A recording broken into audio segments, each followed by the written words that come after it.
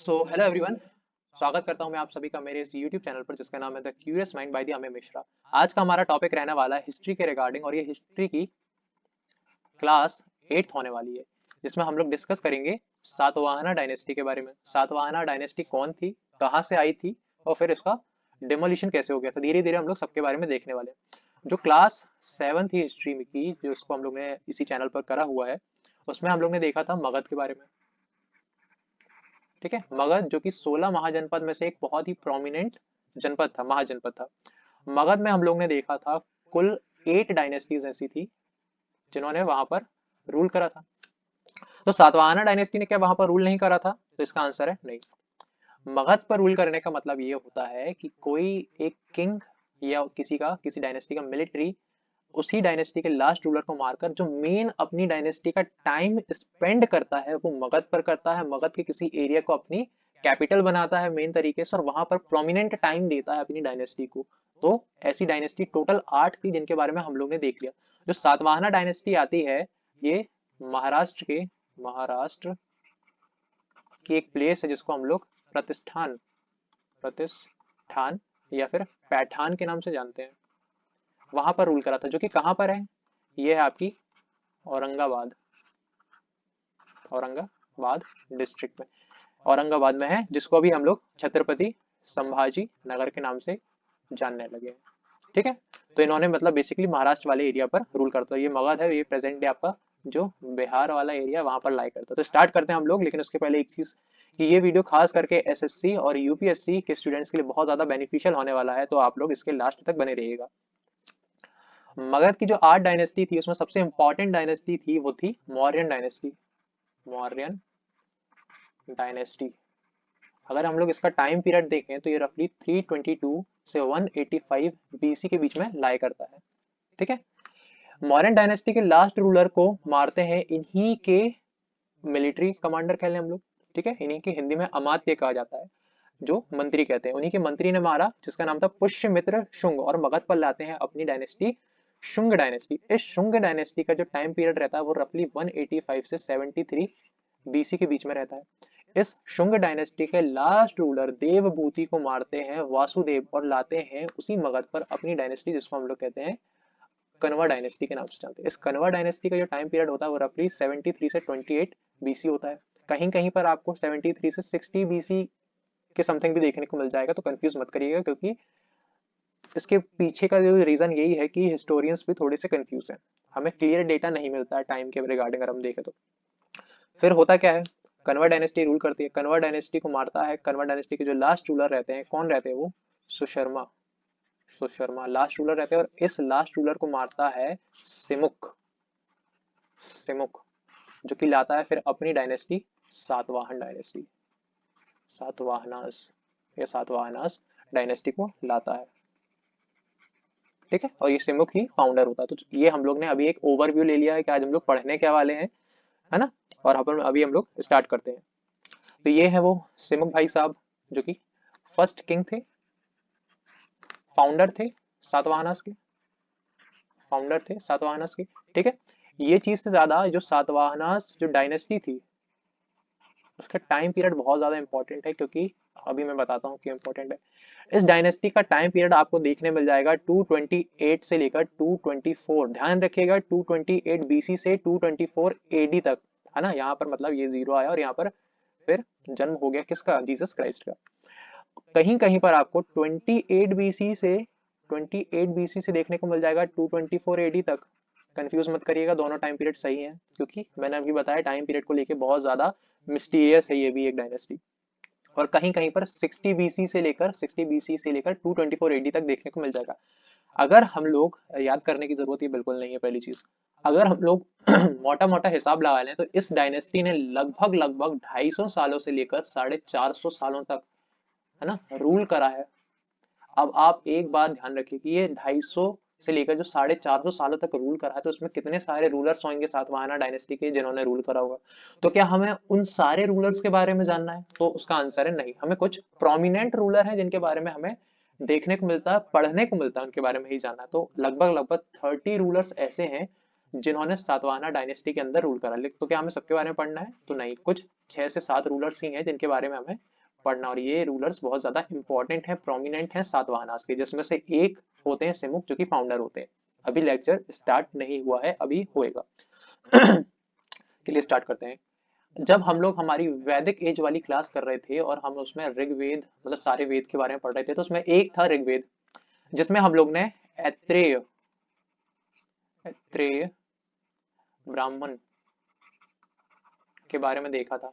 इसी ऐत्रेय ब्राह्मण में बताया गया है कि सातवाहनास के बारे में भी बताया गया है कि ये जो सातवाहनास थे ये माइग्रेट करे थे कहाँ से कहाँ, तो पहले ये नॉर्थ साइड में यहाँ कहीं रह रहे थे, नॉर्थ में, है ना, यमुना रिवर के आसपास।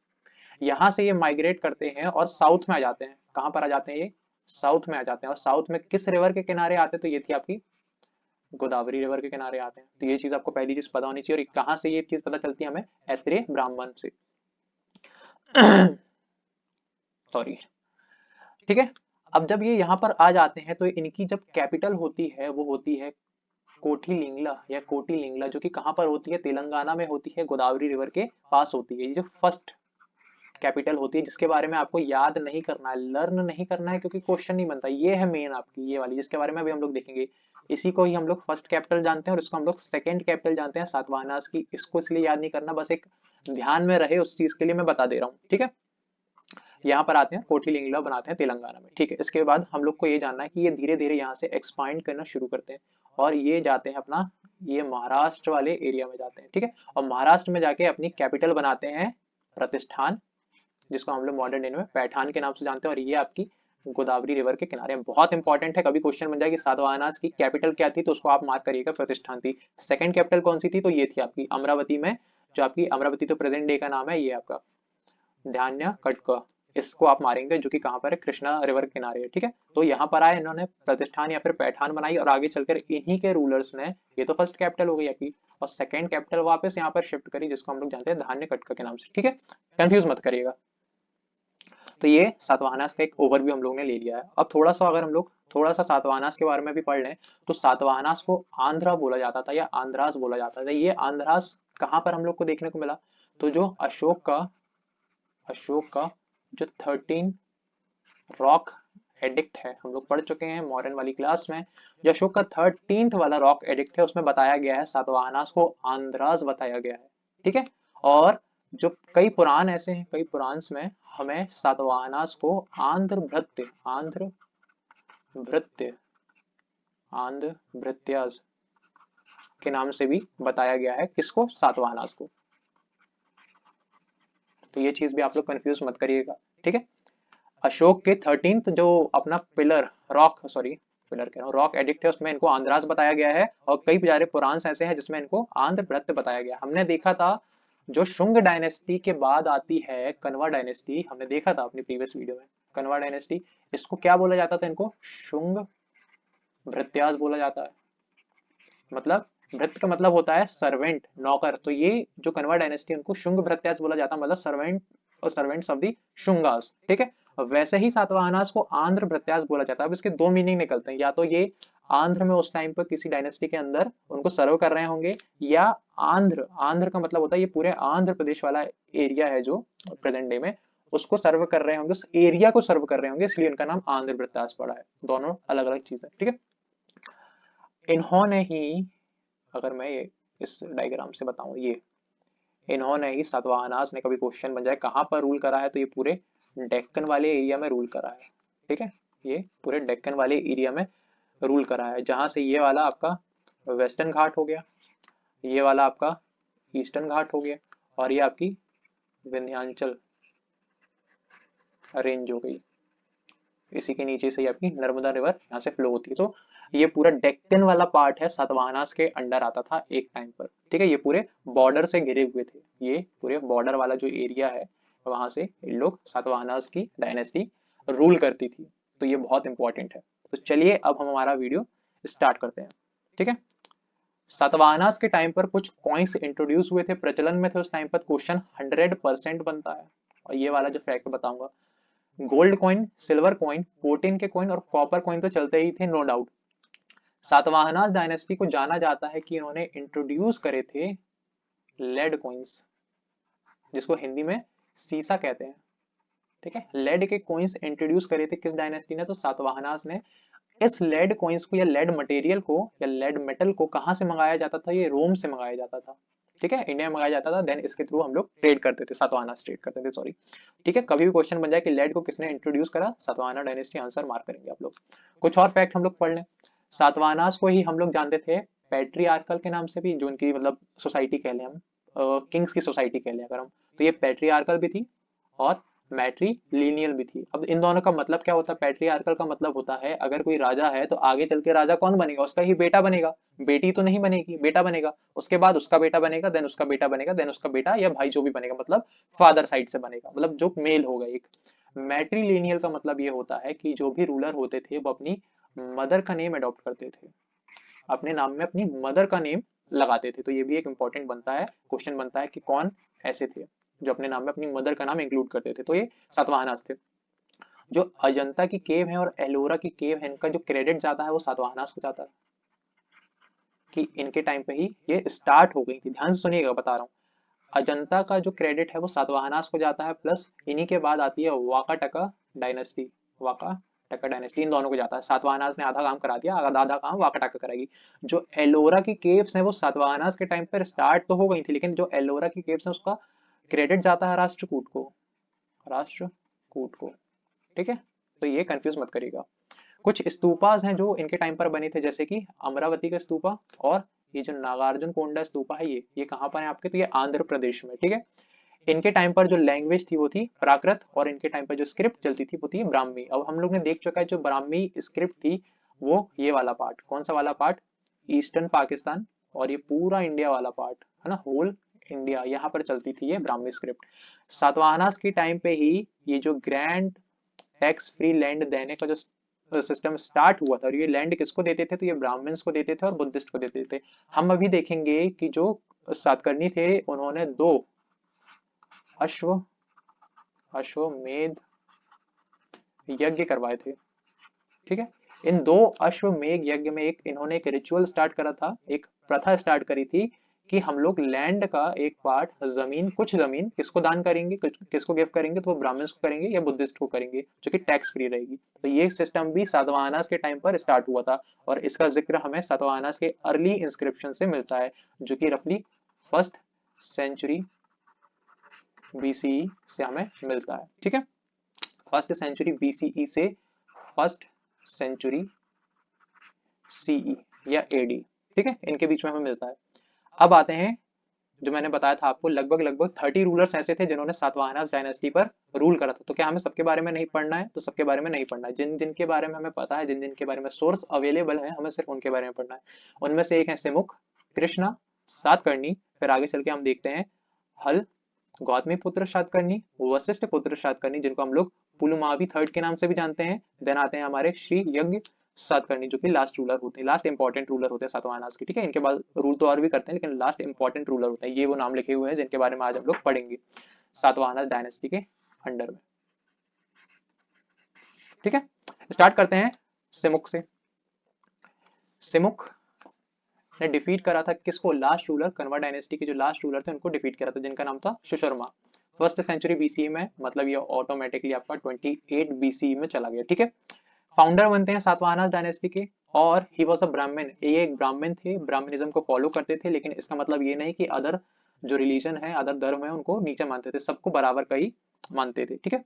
He is mentioned as the king, first king in a list of royals in a Satavahana inscription at Naneghat. Naneghat में एक इंस्क्रिप्शन है, उसमें बताया गया है जो सातवाहना जितनी भी डायनेस्टी है उसके फर्स्ट किंग ऐसे थे जो रॉयल थे, या जितने भी रॉयल किंग थे उसमें से फर्स्ट सिमुक थे, जो कि फाउंडर थे उस डायनेस्टी के, ठीक है। इनके बारे में मेंशन है वहां पर। देन आते हैं कृष्णा, जिनको हम लोग कान्हा के नाम से भी जानते हैं। ये सिमुक के ही भाई रहते हैं, ठीक है, सिमुक के ही भाई रहते हैं। इन्होंने अपना जो एम्पायर है वो इंपॉर्टेंट बनता है, क्वेश्चन बनता है, नासिक तक एक्सटेंड कर दिया था, बढ़ा के कहाँ तक कर दिया था, नासिक तक कर दिया था, ठीक है। तो इतना ही इनके रिगार्डिंग याद करना है। इनके बाद आते हैं सातकर्णी दी फर्स्ट, जिनको हम लोग फर्स्ट ग्रेट रूलर कहते हैं, किसका, सातवाहनास का, या सातवाहनास डायनेस्टी का, ठीक है। ये सिमुक के बेटे होते हैं, ठीक है। महाराष्ट्र का जो वेस्टर्न पार्ट होता है ये वाला, मालवा और बिरार तक एक्सटेंड कर देते हैं अपने एम्पायर को, ठीक है, मालवा और बेरार तक। ये बेरार को ही प्रेजेंट डे हम लोग विदर्भ के नाम से जानते हैं, ठीक है। और इसी विदर्भ में आगे चल के जो वाकाटाका डायनेस्टी आएगी, ठीक है, वो रूल करना यहीं से स्टार्ट करती है, इसी विदर्भ से, जो कि कब आती है, तो सातवाहनास के जो एंडिंग टाइम रहता है वहां से वो इमर्ज होती है। आगे चलते हैं हम लोग, और हम लोग ने अभी शायद ये चीज देखी नहीं है, चलो अभी बता दूंगा आगे चल के। ये है नाना घाट इंस्क्रिप्शन, कहाँ पर है, महाराष्ट्र में ही है। इसको इंस्क्राइब किसने करवाया था, तो ये इंस्क्राइब करवाया था इनको नागामिका ने। नागामिका कौन थी, तो ये सातकर्णी दी फर्स्ट की वाइफ थी नागामिका, उन्होंने ही इस इंस्क्रिप्शन को इंस्क्राइब करवाया था। इसमें बताया था उन्होंने कि जो सातकर्णी दी फर्स्ट थे उन्होंने 2 अश्वमेध यज्ञ करवाए थे और एक राजसूय यज्ञ करवाया था। 2 अश्वमेध यज्ञ में हम लोग ने देख लिया कि एक भूमि दान देने का रिवाज जो है यहीं से शुरू हुआ है। जो सातकर्णी दी फर्स्ट हैं और उनके अलावा जितने भी रूलर्स होते हैं सातवाहनास के, उनको दक्षिण पतापति के नाम से भी जाना जाता है। इसके बारे में भी हमें नाना घाट इंस्क्रिप्शन से देखने को मिलता है। दक्षिण पतापति का मतलब होता है लॉर्ड ऑफ द दक्षिणापथ, मतलब साउथ का वो एरिया जहां पर उस रूलर ने कॉन्कर कर लिया पूरा। इन्होंने अपने एम्पायर को एक्सटेंड करा था, कहाँ कहाँ तक, वो भी इस इंस्क्रिप्शन में दिया गया है, ये पढ़ते हैं हम लोग। अपर नर्मदा वैली, अकार, अनूपर लोअर नर्मदा वैली, अनर्ता विदर्भ तक, अपारता या प्राता, अपर कोंकण कोस्ट, सौराष्ट्र, कच्छ, मालवा और मारू जो कि डेजर्ट एरिया है राजस्थान का, ये सब यहाँ तक इन्होंने अपना एरिया पूरा एक्सटेंड कर दिया था। किसने, सातकर्णी दी फर्स्ट ने। इसलिए इनको फर्स्ट ग्रेट रूलर कहते हैं सातवाहनास का। यहाँ पर आपको एक चीज और पता होनी चाहिए कि ये अगर मैं मैप बनाऊं यहाँ पर, ये इंडिया को मान के चलिए, तो सातवाहनास ये वाला जो एरिया है, ये वाला जो महाराष्ट्र वाला एरिया है, यहाँ पर इमर्ज कैसे हुए। तो हमें पता है कि जब मौर्यन डायनेस्टी अपने पीक पर रही तो अशोक के अंडर ये पूरा एरिया आ रहा था लगभग लगभग, ठीक है। अशोक की डेथ के बाद रूलर्स ऐसे आए कि उनसे वो डायनेस्टी और वो पूरा एम्पायर संभाला नहीं गया, फिर वो डायनेस्टी छोटी होती गई, देन शुंगा आए, ठीक है, और देन लास्ट में कन्वा आए। तो जब मौर्यन डायनेस्टी अपने एंडिंग पति अशोक की डेथ के बाद, तो उन्हीं के ही अंडर आते थे सातवाहनास, उन्हीं के ही अंडर आते थे सातवाहनास, ठीक है। ये सातवाहनास उन्हीं के ही अंडर काम करते थे, और जैसे जैसे मौर्यन डायनेस्टी घटती गई, उनका एरिया कम होता गया और शुंगास कनवास आए, तब सातवाहनास ने अपने आप को इंडिपेंडेंट घोषित कर दिया। सातवाहनास ने बोला कि अब हम किसी के गुलाम नहीं हैं, हम इंडिपेंडेंट हैं। और आगे चल के फिर ये कन्वा डायनेस्टी के लास्ट रूलर को हराते हैं, सुशर्मा को मारते हैं सिमुक, और सातवाहना डायनेस्टी लाते हैं महाराष्ट्र वाले एरिया में। तो ये सीन रहता है, ठीक है। तो हम लोग देख रहे थे सातकर्णी दी फर्स्ट के बारे में, जो कि ग्रेट रूलर रहते हैं। इनके बाद आते हैं, बहुत आगे चल के आते हैं, एक रूलर होते हैं सातवाहना के, हल। कौन रहते हैं, हल। इनके बारे में हमें इसलिए पता चलता है क्योंकि उन्होंने ये बुक को कंपोज करा था, और ये 17th रूलर रहते हैं सातवाहना डायनेस्टी के, ये भी हमें पता होना चाहिए। इसमें कुछ वर्सेस लिखे गए हैं और ये प्राकृत लैंग्वेज में लिखे गए हैं, और ये जो मेन इनका फोकस है इस बुक का वो लव के ऊपर है। इसी टाइम पे ही सातवाहनास के टाइम पर ही एक बुक और लिखी गई थी जिसको लिखा था गुणाध्याय, और ये बुक का नाम है बृहत कथा, ठीक है, बृहत कथा, ये भी आपको पता होना चाहिए। इनके बाद आते हैं हल के बाद गौतमी पुत्र सातकर्णी। बहुत इंपॉर्टेंट नेम है, बहुत इंपॉर्टेंट नेम मैं इसलिए बोल रहा हूँ क्योंकि ये ग्रेटेस्ट रूलर होते हैं ऑफ द सातवाहना डायनेस्टी के। क्वेश्चन हमेशा बनता है कि गौतमी पुत्र सातकर्णी किस डायनेस्टी से बिलोंग करते थे, या किस डायनेस्टी पे रूल करते थे, या सातवाहना डायनेस्टी के ग्रेटेस्ट रूलर का नाम बताइए, कुछ भी आ सकता है। लगभग लगभग 24th ईयर तक इन्होंने रूल करा, और ये 2nd सेंचुरी एडी की बात हो रही है यहाँ पर, ठीक है, 2nd सेंचुरी एडी, ठीक है, यहीं पर इनकी बात हो रही। इनके बारे में ये पूरा एरिया इनके अंदर ही कवर्ड था, ध्यान से देखिए। अब हम इनके बारे में पढ़ना स्टार्ट करते हैं। हमें पता है, यहाँ पर आप मैप में देखिएगा, ये तो सातवाहनास थे, यहाँ पर इनके पहले यहाँ पर ये मगध पर शुंगास थे, फिर लास्ट में कनवास जो मगध तक सिमट के रह गए थे। यहाँ इंडिया के बाहर से क्या हो रहे थे, फॉरेन से इन्वेजन हो रहे थे, कई सारे डायनेस्टीज आ रही थी। शाकास तो सबसे पहले आ रहे थे। उन शाकास को सबसे पहले अगर मैं बताऊं तो जो यहाँ पर शुंगास बैठे थे, है ना, जो सातवाहन से पहले शुंगास बैठे थे, शुंगा के जो रूलर थे, प्रोमिनेंट रूलर या फाउंडर कहते हैं, पुष्यमित्र शुंग, जिन्होंने 2 अश्वमेध यज्ञ उन्होंने भी करवाए थे। तो आपको एक चीज यहाँ पर ये पता होनी चाहिए कि शुंगास ने भी 2 शाका रूलर को हराया था, ये हम पहले पढ़ चुके हैं, और उनका नाम था डिमेट्रस एंड देन मिनांडर, जो कि उन्हीं के ही मिलिट्री कमांडर रहते हैं। उन दोनों को हराया था शुंगास ने।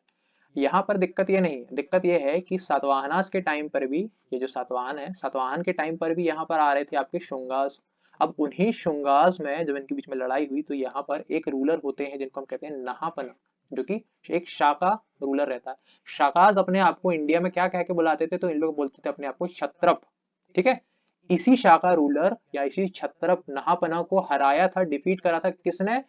गौतमीपुत्र सातकर्णी ने। और ये जो नहापना था ये नासिक वाले एरिया पर रूल कर रहा था, तो इसको हराया और पूरा नासिक को अपने अंडर में ले लिया था गौतमीपुत्र सातकर्णी ने। ये कैसे हमें पता चलता है?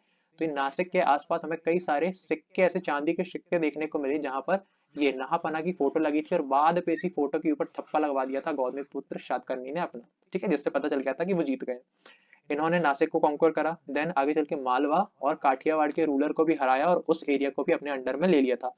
एक इंस्क्रिप्शन है नासिक केव इंस्क्रिप्शन, इसको इंस्क्राइब करवाया था गौतमी बलसारी ने। ये गौतमी बलसारी थी कौन? तो ये मदर थी गौतमीपुत्र सातकर्णी और इन्हीं के ही नाम पर उनका नाम पड़ा, क्योंकि हमें पता है क्योंकि सोसाइटी मतलब जो किंग्स अपना नाम रखते थे वो माँ के नाम पे रखते थे, इसलिए मैट्रीलिनियल भी थी और गौतमी बलसारी से उन्होंने गौतमीपुत्र सातकर्णी रखा था। ठीक है, और सातकर्णी भी क्यों रखा था? क्योंकि हमें पहले पढ़ा है कि जो सातकर्णी थी फर्स्ट थे, वो इतने प्रोमिनेंट रूलर थे, मतलब फर्स्ट रूलर ऐसे हुए जो उस डायनेस्टी के इतने अच्छे रूलर हुए, उनके नाम पे ही फिर आगे कैरी करता चला गया सातकर्णी वाला नाम।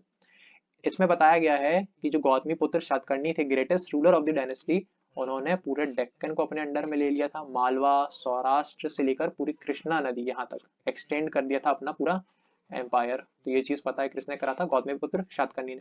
गौतमी पुत्र सातकर्णी को कुछ टाइटल भी दिए जाते हैं, जैसे कि एक ब्राह्मण वो अपने आप को खुद ही बोलते थे, और खटिया दपा मनमाधा, ठीक है, जिसको बोलते हैं हम डिस्ट्रॉयर ऑफ द ऑल छत्रीस, destroyer of the pride of छत्रीस। ठीक है, ये कुछ टाइटल थे गौतमीपुत्र सातकर्णी की। ये तो बहुत इंपॉर्टेंट है, एक ब्राह्मण क्वेश्चन आता है कि एक ब्राह्मण के नाम से हम किसे जानते हैं, तो वो गौतमीपुत्र सातकर्णी थे। याद रखना है, भूलना नहीं है। ठीक है, इनके बाद आते हैं एक और इंपॉर्टेंट रूलर जिसको हम जानते हैं वशिष्ठ पुत्र सातकर्णी के नाम से या पुलुमावी थर्ड के नाम से भी हम इनको जानते हैं। एक इंस्क्रिप्शन होता है जूनागढ़ रॉक इंस्क्रिप्शन। ठीक है, जूनागढ़ रॉक इंस्क्रिप्शन गुजरात में हमें देखने को मिलता है।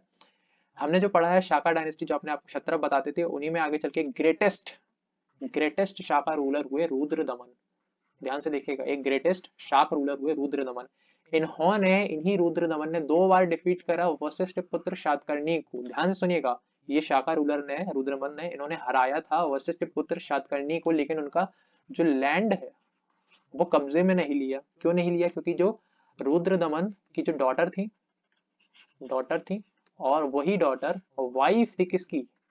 वाइफ थी वशिष्ठ पुत्र सातकर्णी की। मतलब इनको यहाँ पहले से ही कनेक्शन थे, इसलिए नहीं लिया उनका लैंड। ठीक है, ये चीज हमें पता चलती है, ये जो लड़ाई हुई ये हमें पता चलती है जूनागढ़ रॉक इंस्क्रिप्शन ने। और इस जूनागढ़ रॉक इंस्क्रिप्शन को बनवाया किसने था? तो ये इसका जो क्रेडिट है वो रुद्रदमन को ही जाता है। ठीक है, ये जो कन्हेरी का रॉक इंस्क्रिप्शन है, ध्यान से देखिएगा, इसको किसने बनवाया? तो यही ये जो वाइफ हुए वशिष्ठ पुत्र सातकर्णी की, ये इन्होंने इंस्क्राइब करवाया था। वशिष्ठ पुत्र सातकर्णी या पुलुमावी थर्ड के टाइम पे इन्होंने एक सिक्के चलवाए थे जिसमें शिप्स की इमेज दिख रही है हमें। इसका मतलब ये भी पता चलता था इनके टाइम पे जो ट्रेडिंग होती थी शिप्स के थ्रू वो भी बहुत ज्यादा अच्छी होती थी। लास्ट में जो लास्ट के ग्रेट रूलर होते हैं ऑफ द डायनेस्टी, यज्ञ श्री सातकर्णी, वो होते हैं। कभी भी क्वेश्चन बन जाए कि सातवाहनास के जो लास्ट प्रोमिनेंट रूलर कौन होते हैं, इंपॉर्टेंट रूलर या ग्रेट रूलर, वो होते हैं यज्ञ श्री सातकर्णी। इनके बारे में हमें ये बस पता होना चाहिए कि जब जो ग्रेटेस्ट रूलर थे गौतमी पुत्र सातकर्णी, उन्होंने ऑलमोस्ट मालवा, सौराष्ट्र से लेकर ये अपना कृष्ण रिवर तक एक्सटेंड कर दिया था। उनके जाने के बाद कई रूलर ऐसे आए कि भाई उनसे संभला नहीं, फिर शाकाज इधर आ गए और उन्होंने पूरा एरिया ये ले लिया। फिर आते हैं लास्ट में यज्ञ श्री सातकर्णी, उनको हराते हैं, मालवा वाले पूरे पार्ट को अपने अंडर में ले लेते हैं। ठीक है, तो ये चीज आपको पता होनी चाहिए कि इन्होंने मालवा को फिर से कॉन्कर कर लिया था और उस पर जीत हासिल कर ली थी और अपने एम्पायर को एक्सपेंड करा था। तो ये जो हमारी क्लास रही है वो सातवाहनास के लिए रही है, अलग क्लास है इसलिए मैं उनमें मर्ज नहीं कर रहा हूँ। ठीक है, इंपॉर्टेंट क्लास बनती है। तो आई होप कि आपको वीडियो पसंद आया होगा, और अगर वीडियो पसंद आया हो तो प्लीज लाइक करिए, और अगर कुछ सुधार की गुंजाइश है तो आप बिल्कुल कमेंट कर सकते हैं कि हमें यहाँ पर ये चीज समझ में नहीं आई है, मैं आपको क्वेरी को सॉल्व करने की पूरा ट्राई करूंगा। Thank you so much.